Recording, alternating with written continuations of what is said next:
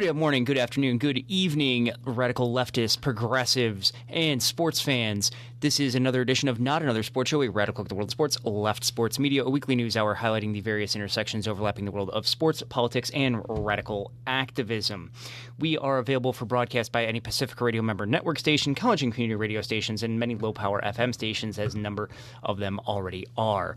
If you can't listen live, we're also available via our audio podcast on iTunes, through Stitcher, and the Google Play Store. Audio streams of our podcast and video editions are also available through our site at nasradicalsports.com. To contact the show, you can use @NasRadioSports on Twitter and Instagram, Not Another Sports Show on Facebook, nasradicalsports.com, or the hashtag NasRadio. And we have got a whole lot to talk about. We were off last week due to being on the disabled list, but we are back and we are ready to talk about 2 weeks of the world of sports. And we have a quick update about Zeke Elliott, the move that came out that said he was suspended again. Well, not so fast. Another court ruled that Elliott cannot be suspended until the judge returns from her vacation at the end of the month and can hear the case. So it looks like he'll be eligible at least through the end of October into the start of November, as more court cases and more hearings are going to be happening in the ongoing saga of if Ezekiel Elliott will be suspended. We also do want to send some props out to Chris Long. The Philadelphia player has already donated his first 6 game checks to education efforts in Charlottesville, Virginia. He announced this week that he is going to spend the rest of his season's salary for the Pledge 10 for Tomorrow campaign, highlighting organizations that, quote, support educational equity and opportunity, close quote, for St. Louis, Boston, and Philadelphia. Those 3 cities were chosen because those are the 3 cities in which Chris Long has played. So he is going to donate his entire season of salary to educational efforts and the educational well-being of a number of youth in cities where he has played or has roots. So very cool to see Chris Long deciding that he was going to do that. And some jeers go out to the Massachusetts Interscholastic Athletic Association for having some really dumb Byzantine rules that allow for high school girls to play on boys' golf teams if they didn't have a girls' team, but it would only allow them to be part of the team scoring, and it would not allow them for the individual scoring in the fall tournament because the girls' tournament is in the spring. So they would not allow them to win individual titles during the fall. So when Emily Nash won by 4 strokes this week, she did not get her trophy. The guy who did win, though, offered her the trophy and said, "I didn't really win, you did, you should be the one who has this." And there have been a number of calls to change the rules. There have been a number of calls to get rid of some of these Byzantine bureaucratic policies that don't really make a whole lot of sense and aren't really there for a whole lot of time and information in this. So very much worth getting rid of some of those rules and let the people who do the best actually win their title. Well, we've got a whole lot to talk about this week, and we're going to get right into it with This Week in the NFL.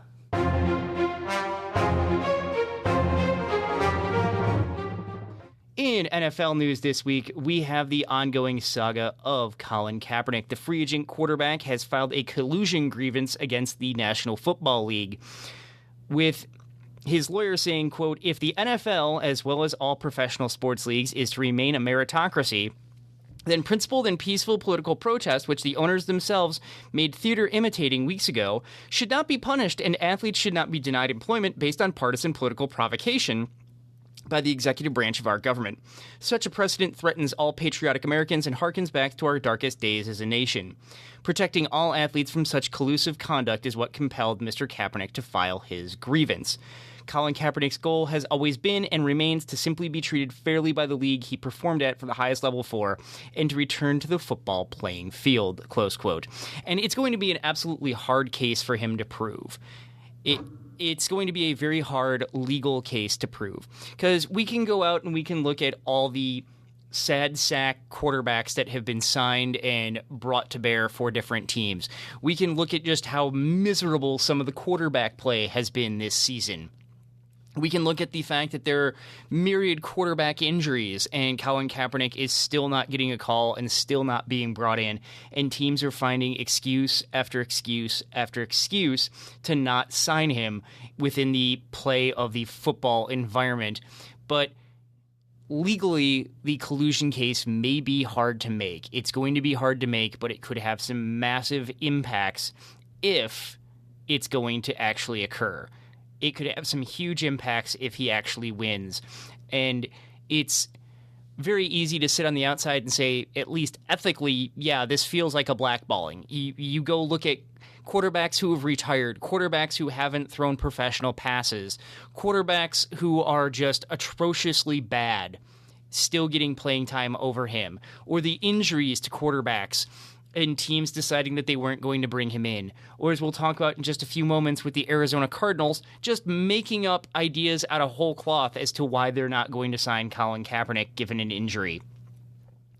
That this is a very real issue. It's one that we really need to talk about, and it's one we really need to address. And we can go back and we can keep looking at really terrible quarterback play or quarterbacks getting injured and Kaepernick not getting a call and highlighting the fact that every one of those situations, Colin Kaepernick should be getting a call. And the fact that he's not really starts to put that out there that this is a blackballing and that the owners are colluding with one another allegedly. That it feels obvious at that point with the alleged collusion. It feels like it's obvious. Legalistically speaking, though, it's going to be something very different and very much more difficult to actually push and show in a court of law. Meanwhile, the 49ers CEO and owner Jed York talked about Donald Trump's comments recently and said, quote, "We need to be above petty attacks from anybody because racial and socioeconomic inequality has existed in this country for too long. We need to get the focus on to that and make sure that we make progress there. And if we're working together in a united front, it's like the same thing as running out of a tunnel in a visiting team's building. You have to block out the noise and you have to do your job. That's what we need to do. Are people going to slip? Is somebody going to say something or tweet something? Probably, but we can't let that detract from the overall goal of progressing in these issues and making sure we're a unified front." Close quote. Well, I agree with Mr. York that we do need to address the issues of racial and socioeconomic inequality. Did you ever think you would hear a sports owner utter the phrase, "racial and socioeconomic inequality has existed in this country for far too long"? No. The only reason that started is because of the protests, because of the players taking action. And a lot of these owners know that this is not only making for good politics for their brand, but that they're never going to be able to sign free agents. They're never going to be able to sign players or get players interested in playing for their team if they're going to take a very strong argument in the opposing camp of this. So it not only plays good for the public political issues of this, but it also plays good for their bottom line because they're never going to be able to sign a player that's any good unless they start making these kind of comments. But to say that there's a unified front between the owners and the players, it's not necessarily true. These owners are overwhelmingly white. These owners are overwhelmingly wealthy. These owners are overwhelmingly the people who get the benefits in contact with policing. They're overwhelmingly the people who don't have to worry about a lot of the things that these players and these players' families have to worry about. And many people that are just regular everyday citizens have to worry about when interacting with the police. To say that they're a unified front sounds good, but it's not really true in this aspect. And the goal of overall progressing on these issues is important.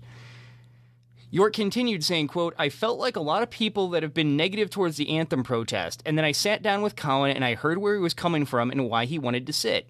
I think his message has been lost, and that's the disappointing thing in this, that his message has been lost about what he has been fighting for, and that's one of the things that's really struck me. The more you sit down with our players and hear what they're about and what they're fighting for, it's really, really hard to disagree with them." Close quote.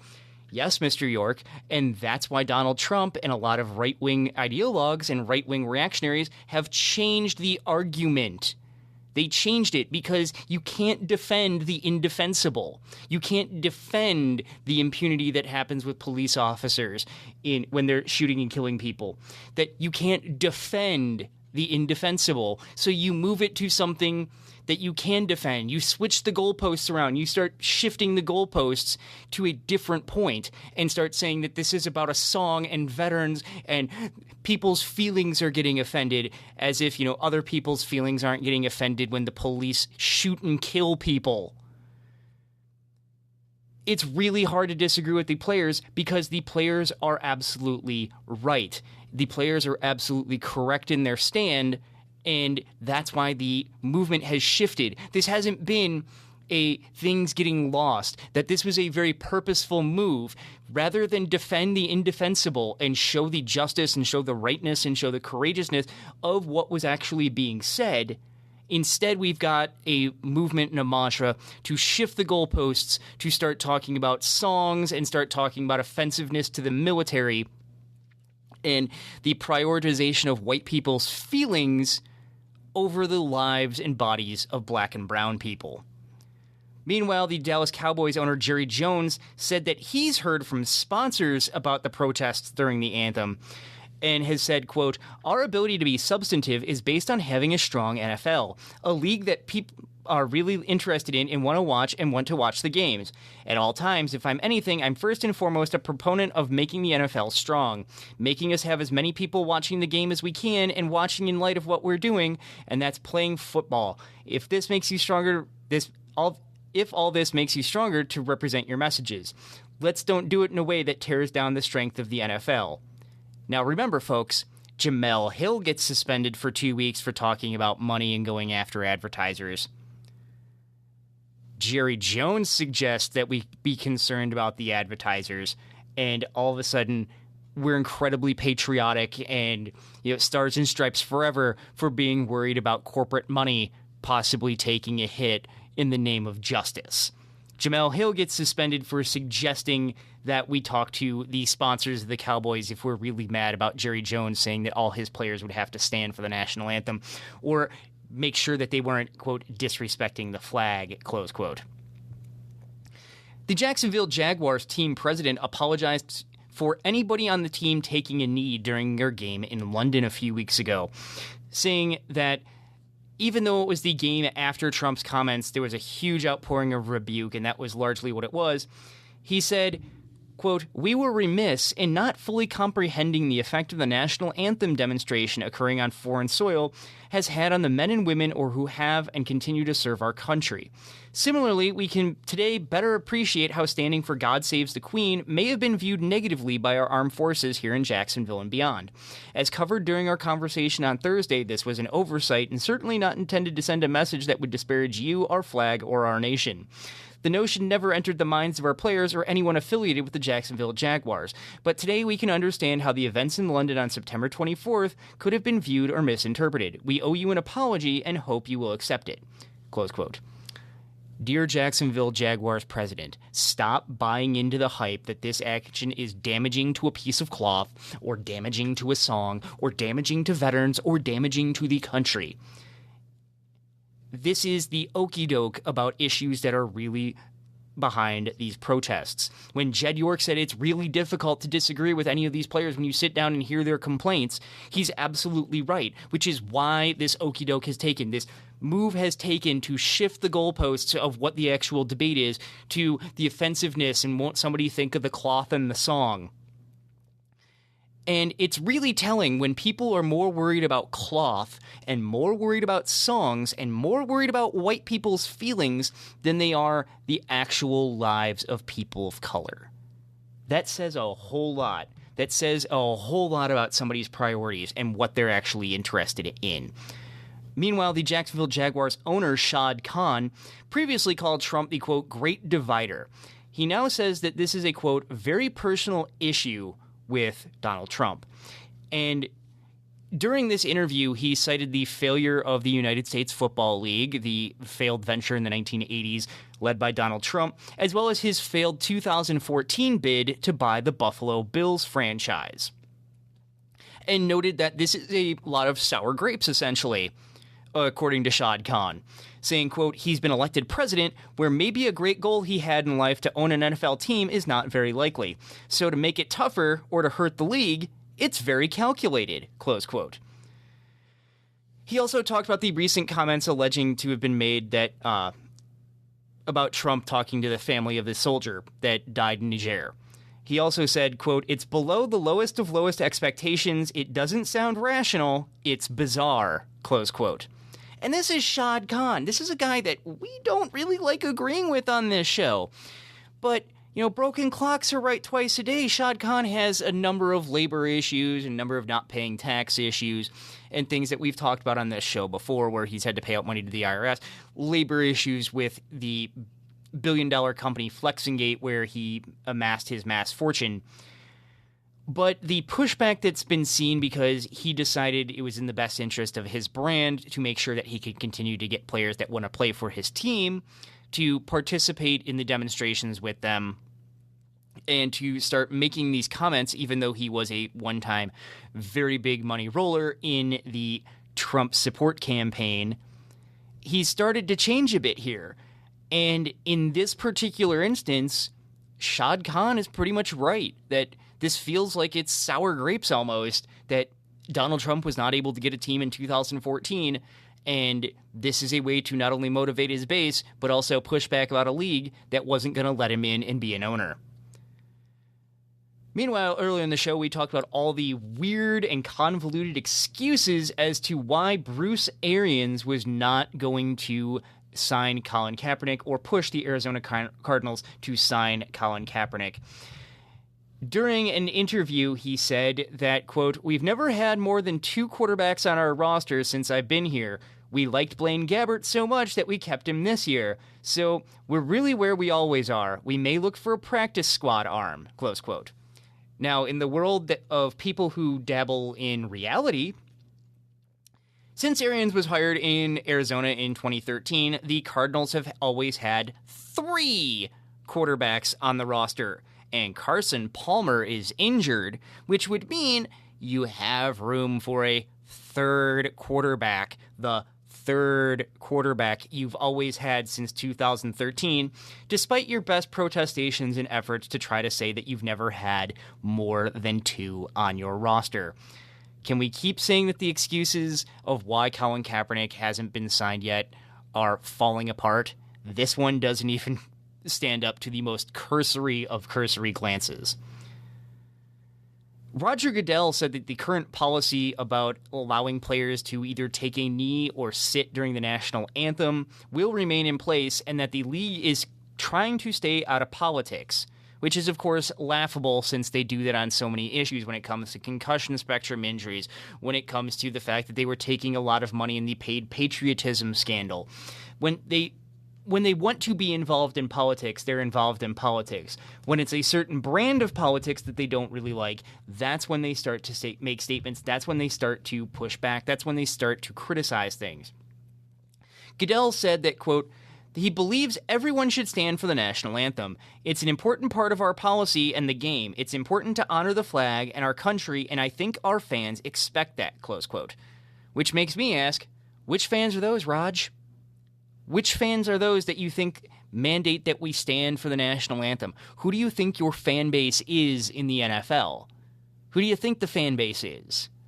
If you think they're reactionary and you think they're very overtly going to be mad about somebody taking a knee as an act of political protest, that's a problem because you have very diverse fans.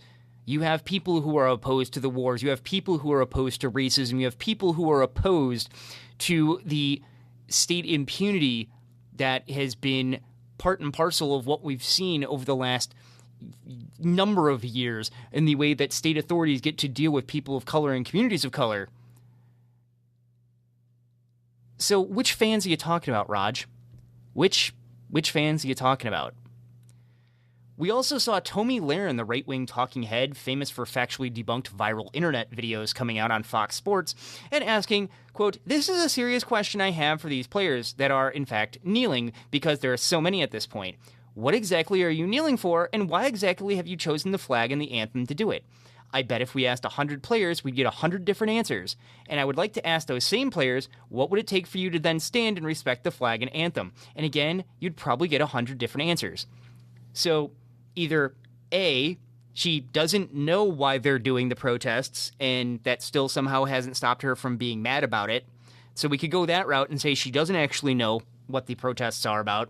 Or B, she's really mad that all these people aren't in lockstep, or that they find different aspects of a fundamentally white supremacist society problematic, or find different parts of a fundamentally racist, sexist, and patriarchal system problematic and difficult and need to be addressed. People can find different things, personally abhorrent, and they don't need to fall in lockstep and have all 100 people just deciding that they are going to take the side here. We also had the director of the Michigan State Police losing 5 days' pay for an NFL post where she called NFL players, quote, anti-American degenerates. Colonel Christy Kebi-Etwe shared the meme and also described the players as millionaire ingrates who hate America and disrespect, close quote. Which makes me wonder, what's more disrespectful, taking a knee or disliking constitutional protections? What's more disrespectful, taking a knee during a song or unarmed people being killed by cops? What's more disrespectful, taking a knee or police acting with absolute impunity? What's more disrespectful, taking a knee or being more concerned with white people's fragile feelings than they are about the lives lost of people of color at the hands of police?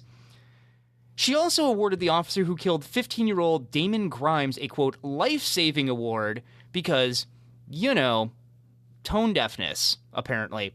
Officer Mark Bestner was involved during a chase with Grimes on a four-wheeler, and Bestner was in his car, and he shot Bestner with a taser, causing Grimes to crash. It was a violation of Michigan State police policy to deploy a taser from a moving vehicle.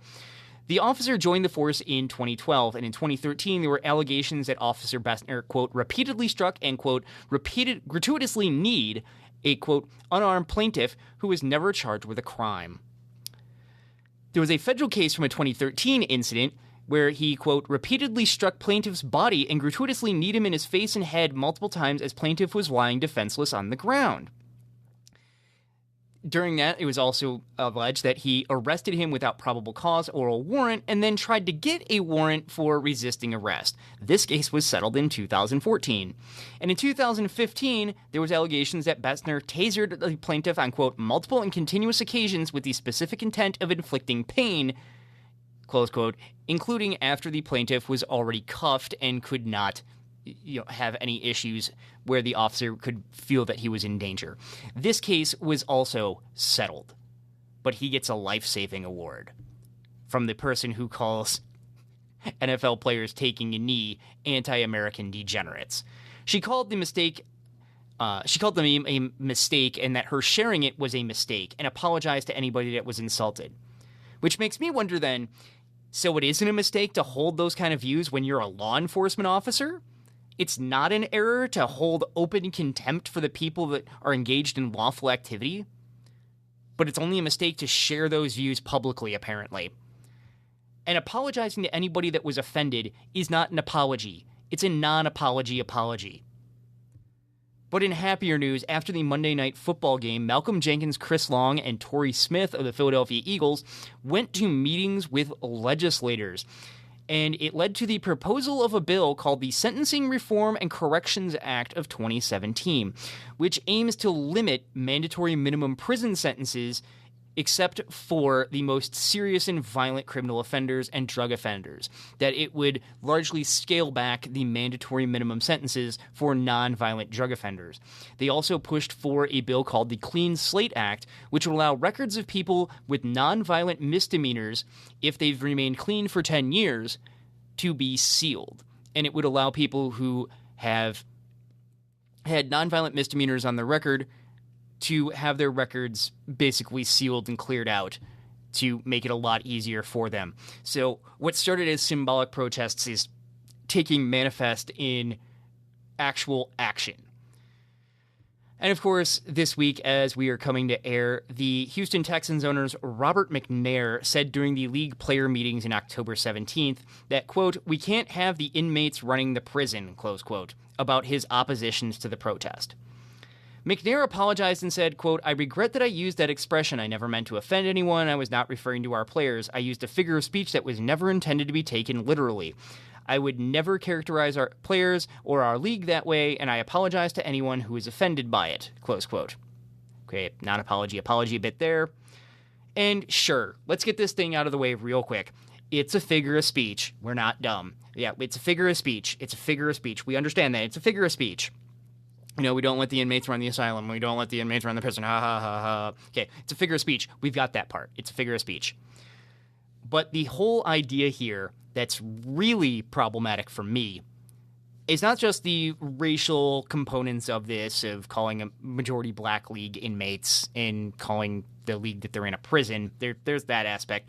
But what's much more problematic to me is the whole idea of this being the capital system. No one tunes in to watch Roger Goodell play football. No one tunes in to watch Bob McNair play football. We tune in to watch DeAndre Hopkins catch passes. That's what we tune in for. We don't tune in to watch Bob McNair play football. The owners don't do anything to get fans into the stadium. It's the players' play that puts fans in the stadium. That's the labor that puts all the fans into the seats and makes the league run. It's the laborers who do the work. And yes, the laborers should be running the system. The laborers should have more of a say. And it's because it's the laborers who create the value. It's the laborers who do the work that makes the league run.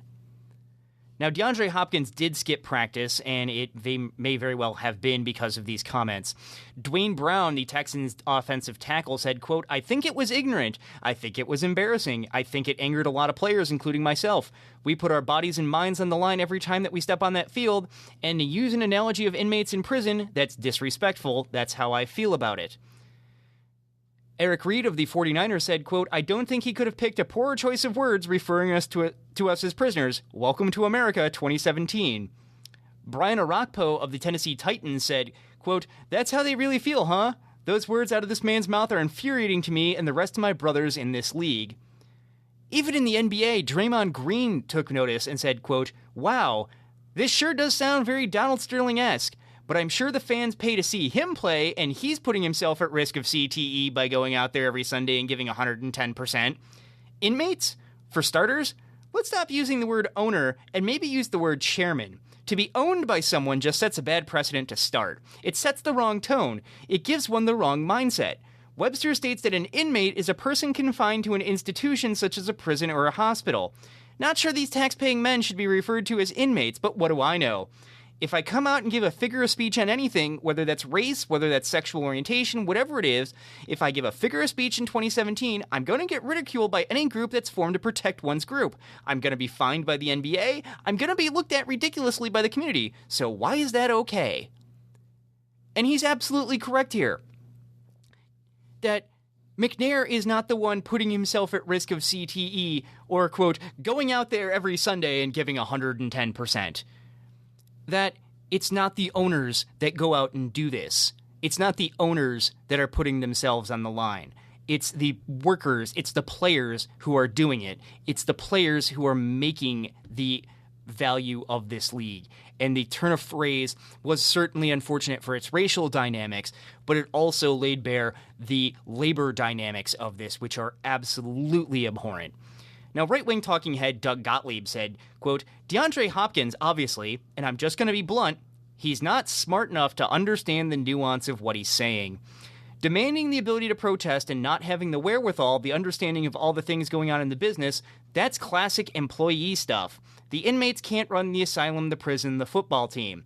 And if you're bothered by the use of the word inmates, sorry, that's a you problem. You don't understand the expression. When you come up to speed on the expression, I'll fill you in on the business acumen that you don't have. Cool. Can I fill you in on the labor acumen you don't have?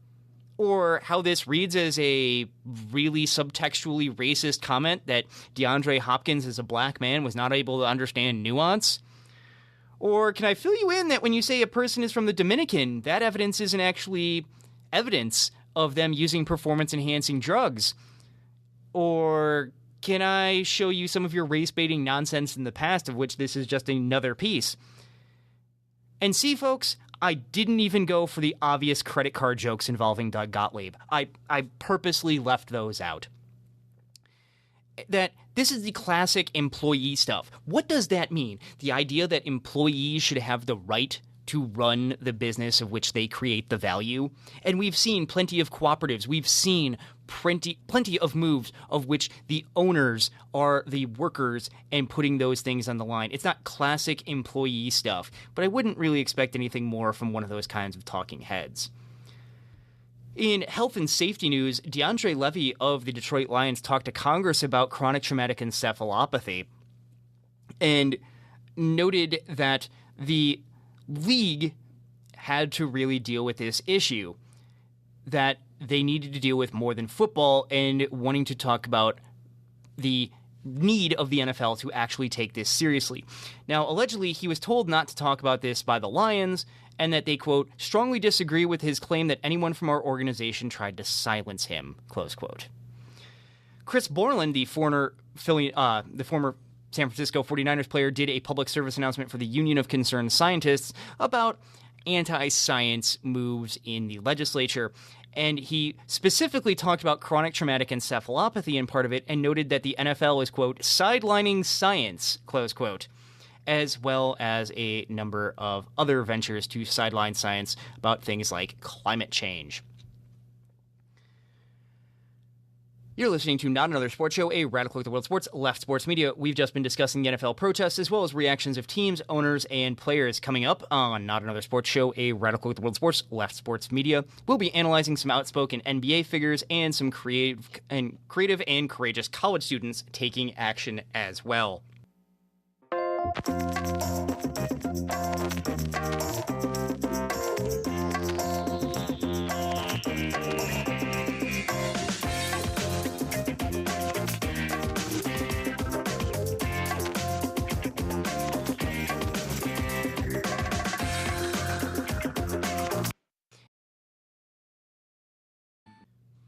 In NBA news, over the time that we have been off the air, San Antonio Spurs coach Greg Popovich was in the news, calling Dave Zirin of The Nation magazine to basically talk about his recent feelings involving Donald Trump's comments about the fallen soldier in Niger. Saying, quote, if you look at President Obama and other presidents, this is Donald Trump. If you look at President Obama and other presidents, most of them didn't make calls. A lot of them didn't make calls. I like to call when it's appropriate, when I think I'm able to do it. As a former member of the Air Force and noted outspoken critic of Donald Trump, Popovich called Trump a, quote, soulless coward, saying, quote, I've been amazed and disappointed by so much of what this president has said and his approach to running this country, which seems to be just one of the never-ending divisiveness. But his comments today are about those who have lost ones in times of war, and his lies about the previous presidents Obama and Bush never contacted their families is so beyond the pale, I almost don't have the words. This man in the Oval Office is a soulless coward who thinks that he can only become large by belittling others. This, of course, has been a common practice of his, but to do it in this manner and to lie about how previous presidents responded to the deaths of soldiers is as low as it gets.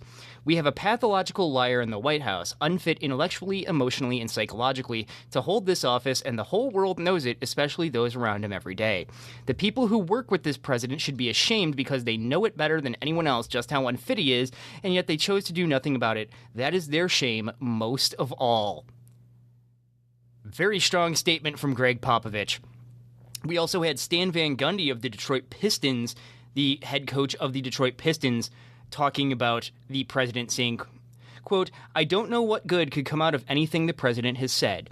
As far as the athletes' protests, I hope that people would pay attention to the issues that have caused the protests in the first place and realize that we have a problem disproportionately with police brutality towards men of color and women of color, but particularly men of color. We have a real problem with injustices in our criminal justice system. The sentences are different between whites and people of color for the same crimes. Drug offenses in particular are treated vastly differently, both in terms of who we go arrest and who we put in jail and for how long based on color. I hope those things people will pay attention to, those issues, and care. Then the second thing I would hope that would come is all of these people that are so upset at these players for kneeling down during the anthem and disrespecting the military. Look, I thought one of those things that the military is fighting for and everything else is the, quote, American way of life and our values. which I think start with freedom of speech. I mean, our country was founded on protests. Otherwise, it would still be a colony of England. So you would think that the people would appreciate these nonviolent protests on changes that would be made. If you don't stand for freedom of speech, if you don't think those players have the right of freedom of speech, then what American values are you for? I don't get it. I really don't. Those people are supposed to be the patriots? The ones that are up there booing the players and that are kneeling down? I don't know, I just have a different perspective on that. I hope that people would respect their right to protest, and I would hope they would lend an ear to the problems and maybe even paying attention to them. Not everyone in this country has had the same opportunity to live the so-called American dream, and that needs to change. And so some very prominent white guys talking about these issues.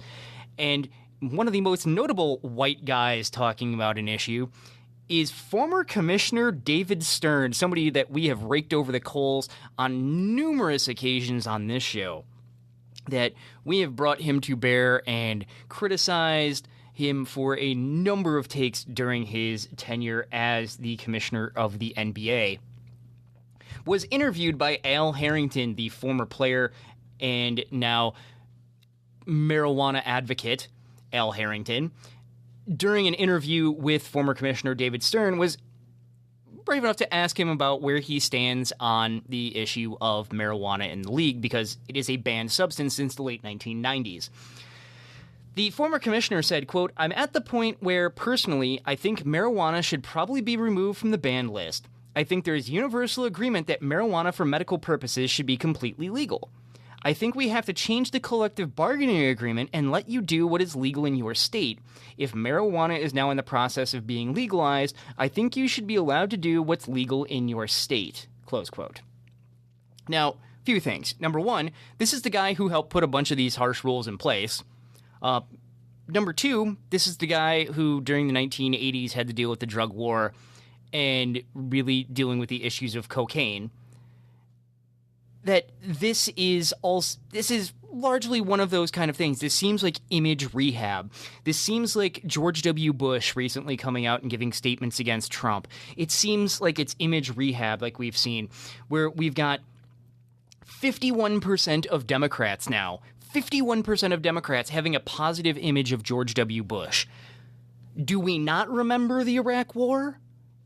I was one of those people who, in March 2003, was out freezing his butt off, showing that he was very upset about the war, and joining protests that were happening all over the world about the war starting. In fact, one of those odd moments of right around the time of the war starting, Jello Biafra, the former lead singer of the Dead Kennedys and punk singer, was actually on campus to give a talk, and we got notification that this was happening.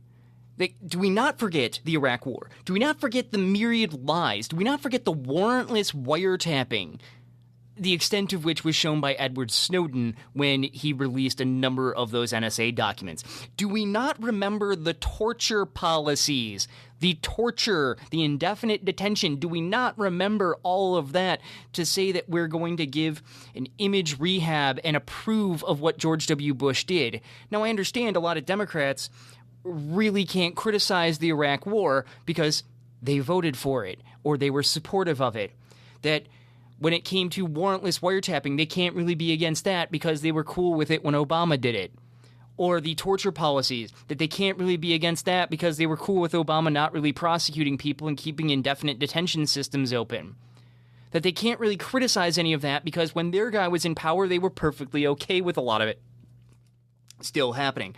So part of this feels like image rehab for David Stern saying that we should allow for medical marijuana for players and allow for players to do what's legal in their state. But if we allow in the collective bargaining agreement for players to do what's legal in their state, and this is a little bit more lighthearted, then you are going to have certain franchises that are basically going to parade that out there to get players onto their teams, which is going to be something that certain states can advocate for and certain states aren't going to be able to advocate for to get players into their professional franchises. You know, the Denver Nuggets all of a sudden are going to get a bunch of top-tier talent potentially in this, and it's a little bit lighthearted move there, but this is something that we really should seriously talk about of, do we really want to regulate what players can use for medication?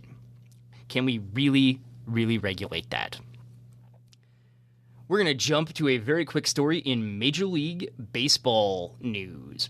In Major League Baseball news, Bruce Maxwell, the Oakland A's catcher, ended up being not served by a person at a restaurant in his hometown because of his decision to take a knee during the anthem. That during the anthem, Bruce Maxwell has taken a knee, highlighting the issues involving the anthem protests. Well, the black rookie who kneeled in protest to the anthem noted that a white waiter refused him, saying, quote, "You're the guy who took the knee? I voted for Trump, and I stand for everything he stands for," close quote. And here I am thinking that Donald Trump and his ilk don't like people using their own personal morals and ethics to guide their decision-making on the job, that they want people to just go in and do the job. Well, I guess unless you're a waiter or unless you're Kim Davis, then we want people just to mindlessly go do their job. But when it comes to Kim Davis not handing out marriage certificates or this guy not feeding somebody, well, then they're cool with it, apparently. In Uncaged College Sports News, the protests have not only continued in the professional ranks, they've also continued in the ranks of college sports. And we've seen college athletes and we've also seen college cheerleaders taking action. Here in Southern Illinois, cheerleaders Alasia Brandy, Aaron Hunt, and Zarina Tinker took a knee during the anthem on September 30th, and they've said that they are facing death threats, harassment, and sexual assault threats. Brandy said, quote, "I was taken aback by reading those words. These are adults.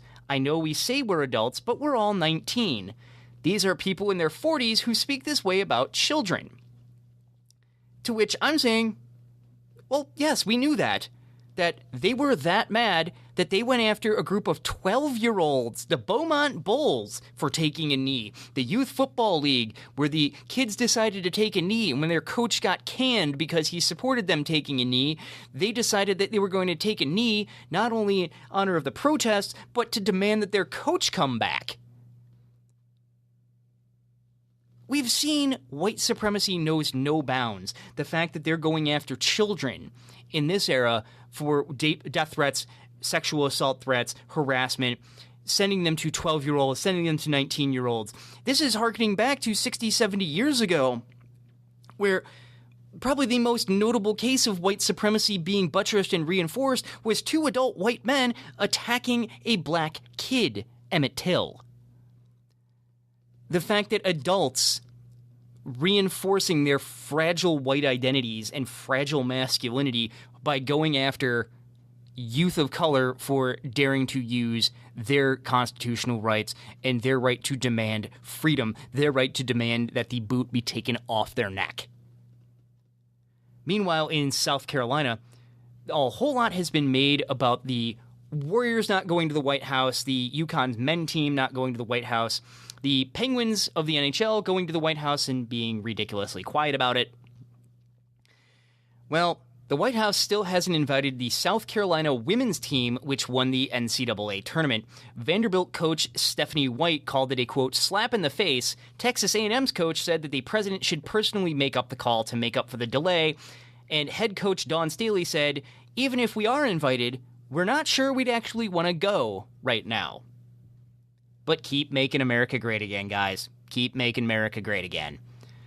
At Kennesaw State, we've talked about the cheerleaders protesting during the anthem and then being moved to the concourse. The school, of course, said it was for the, quote, fan experience, because why rustle white people's feelings over trauma to black and brown bodies and lives when a song and white people's feelings are so much more important, apparently.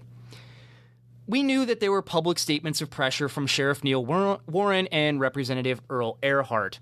Well, WXIA-TV got messages from Warren and Earhart that were sent to school administration. In these, the two older adults said that the school was, quote, coddling, close quote, the cheerleaders, and then that they were, quote, furious. Warren then said, quote, let me know what I can do to help you stop this BS on taxpayer-funded college campuses, close quote. Which makes me wonder, you do know your job is to serve and protect people's rights, not violate people's rights as a police officer. I know that's kind of become part and parcel of what police tend to do in the last 30 years, that it's violations of people's Fourth Amendment rights, violations of people's First Amendment rights, violations of people's Sixth Amendment rights, violations of people's Fifth Amendment rights. I understand that, like, violations of rights in the age of the drug war has become kind of regularized. But to say that you're going to stop this BS on college campuses is problematic, because so much of American freedom is not just out there as a, casual idea. It's meant to protect people like the cheerleaders and me from people like you who are sheriffs in the state and the actors of the state who are going to try to limit our rights. They notified the representative that they talked to the school president about the, quote, unpatriotic cheerleaders and, quote, these liberals that hate the USA, close quote. And I'm sitting there thinking, no, a lot of liberals are perfectly okay with the USA. A lot of liberals are perfectly fine with really horrendous policies. It's why we see 51% of Democrats still believe that George W. Bush is a great guy, because they've apparently forgot about a whole bunch of the abhorrent policies there. And it makes me wonder about if he's going to talk about patriotism. He's the one who's trying to do an end around on people's constitutional rights and the very basic frameworks of freedoms for the people in this country. So is this projection? Because it really feels like projection. Earhart said, quote, I take very seriously patriotism and respect for our flag and for those who fight and died for our freedom. This should not be a conservative or liberal position. This should be an American position. I understand the constitutional right to protest the flag and our national anthem, but that doesn't make it right, especially if protesters represent a state institution on taxpayer-funded restricted venues. Dude, you represent a state institution. You represent a state institution infringing on people's First Amendment rights. Exactly you represent a state institution trying to infringe on somebody's First Amendment rights. You represent the state. These are cheerleaders. They're students at a university.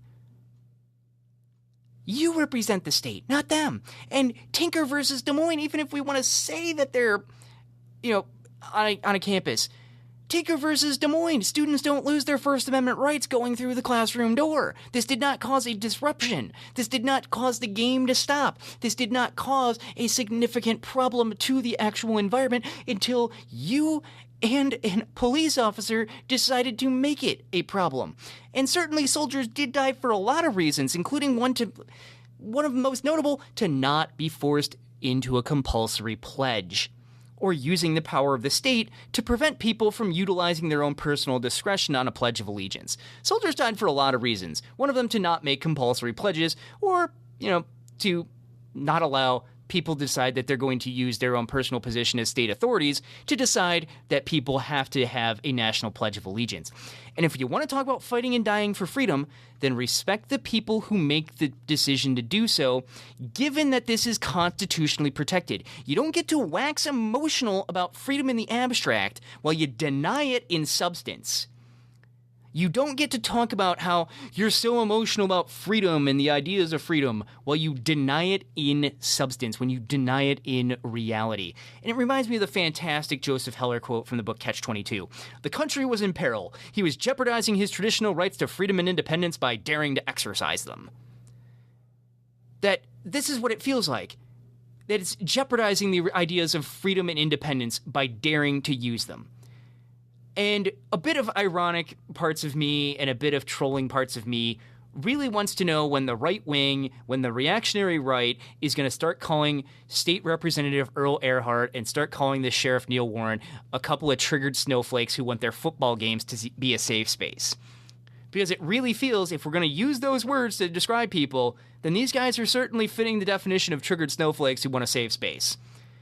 And props to the Kennesaw State cheerleaders, who even after this pushback, even after police have shown up at their homes trying to pressure them to get them to stop, 4 members of the cheerleading staff continued to take a knee during the anthem protest, despite the school putting them on the concourse and the pressure that's being put on them.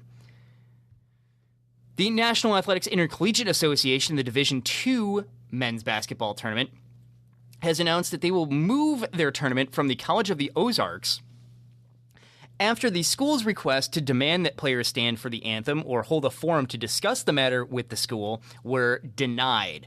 The school has also said this season that they would walk off the court if anybody did stand for the anthem. I see. Being mad about protests, and to show you're mad about protests, you'll protest.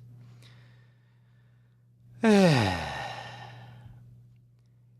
listening to Not Another Sports Show, a radical look at the world of sports, left sports media. We've just been discussing the former head of the NBA arguing for marijuana to not be banned by the league, and college athletes pushing back against death threats and state power coming to bear for their daring to take a knee during the anthem. Coming up on Not Another Sports Show, we'll be analyzing the NHL's statements on the protests, soccer having some horrid happenings this week, and some good news coming out of the nation of Qatar. Other sports news to wrap up this week. We have got a whole lot to talk about as Gary Bettman, the head of the NHL, has doubled down on comments that he has made about the protests that have been happening in leagues, saying, quote, our players tend to focus on the games, which is what I think fans want. There's a lot of places where you can exercise your commitment on either social or political causes, but I don't think people come to games for that. I think the anthem is important. I think showing respect for the White House, the office of the president, is important. Politics aside, and overwhelmingly, we haven't had to issue an edict. Our players are basically doing what they believe is correct, and that is giving our fans and giving the teams focus right on the game itself. He also suggested that players, quote, be as socially active and involved as they'd like to be before the game, after the game, on their off time. And that, quote, there are other times to do that, and fans don't go to games for, quote, political rallies. Well, if you're going to be mad about politics being brought into the league, then don't have an anthem. Because putting the anthem in means that the game is already political. You're just mad about a certain type of politics that gets used. You're just mad about a certain brand of politics getting used here. And showing respect for the White House, showing respect for the office of the president, showing respect for police authorities, that's certainly one thing. But as the late, great Hunter Thompson said, we can't expect people to have respect for law and order until we've taught respect and teach respect to the people that we've demanded enforce our laws. You can't expect people to have respect for law and order until you teach respect to those people that are there enforcing our laws. JT Brown, the lone player in the NHL to raise his fist, has announced that he is done raising his fist, saying, quote, I am now using this support opportunity and platform to call out everyone who agreed or disagreed with me to help by sharing suggestions, continuing respectful conversations, and looking for ways that they too can help make a difference in their community.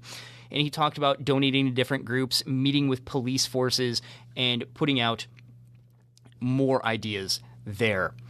In high school, the Stewart Public Schools in Oklahoma may be facing some ACLU cases in the near future for saying that, quote, all students, student athletes, and spectators are expected to stand during the playing of the national anthem at all school events, sporting or non-sporting, without any gestures of demonstration or protest. Any student violation of the policy concerning the national anthem would be handled on a case-by-case basis, taking into account context and circumstances. To which I ask, have you read West Virginia State Board of Education versus Barnett? It's pretty clear. Students have a right to not stand for the national anthem or stand for the pledge if they don't want to. It's really, really specifically clear that the school can't actually mandate that policy. Perhaps some visits from the American Civil Liberties Union or people who are involved in civil liberties might just make that case really, really clear. And as we are closing out this week, we've got the fascist fans of Lazio engaged in anti-Semitic behavior in the Italian soccer leagues. They share a stadium with their rival Roma, who they think of as left-wing and Jewish. And they put a bunch of Photoshop pictures up of Anne Frank wearing a Roma jersey. The Italian Football Federation announced that they will have a moment of silence and then read this selection from Anne Frank's diary. Then the selection being, quote, I see the world being slowly transformed into a wilderness. I hear the approaching thunder that one day will destroy us too. I feel the suffering of millions, and yet when I look up at the sky, I somehow feel that everything will change for the better, that this cruelty too shall end, that peace and tranquility will return once more, close quote. Now, this is a team, SS Lazio, which, of course, SS has the very real Nazi connotations to it. The eagle, that is their logo, has some very fascist connotations to it, and has been a very historically fascist team. In fact, Italian soccer largely has a very connected history because Benito Mussolini used soccer as a tool to keep himself in power, to promote fascist ideology, to promote national strength. And It's within soccer that we've seen a lot of people, including prominent Lazio player Paulo Di Canio, saying that Mussolini was, quote, a very principled individual and, quote, deeply misunderstood. No, he was a fascist. This is also a team that has had instances where banners have been showing up at games that said, Auschwitz is your homeland, the ovens are your homes, and having partially closed matches due to their racist and anti-Semitic chanting. Well, during the event, during that moment of silence, fans around the league started turning their back around the league and singing the Italian national anthem, or they sang team chants during the moment of silence, or applauded during the moment of silence. 13 fans were banned from the stadium for their alleged role in posting the images. Meanwhile, Lazio's ultras, their major fans, stayed outside the stadium and told fans not to attend the game and stood outside making fascist salutes and singing fascist songs like the one translated into English, I don't care. This is a real big problem. Fascism is a real big problem, whether it's in the sports world or outside of the sports world. And I think we've learned from World War II, fascism is not to be debated, fascism is not to be discussed, fascism is to be smashed. And some happy news to close out this week. After the women's team from Denmark refused to play a World Cup qualifier over a pay dispute, the team has announced that they have a partial deal in place and will be playing their upcoming game while continuing negotiations with Denmark's officials. So some positive news coming out there that they have gotten some advance on their work and direct action getting the goods there for these female athletes. So really awesome there. And in happy news out of Qatar, new commitments from the Qatari government are set to possibly get rid of the kafala labor system, which is used to cause all sorts of labor rights and human rights abuses. They're now mandating that employment contracts are going to be put with a government authority to prevent contracts being substituted and finding out that workers are promised one wage and come to the country and are actually paid something different. Employers are no longer going to be able to stop their workers from leaving the country. Minimum wages will be described on a base rate covering all the workers rather than a racially based system. ID papers will be issued directly by Qatar, and workers will no longer have to get their ID cards from their bosses.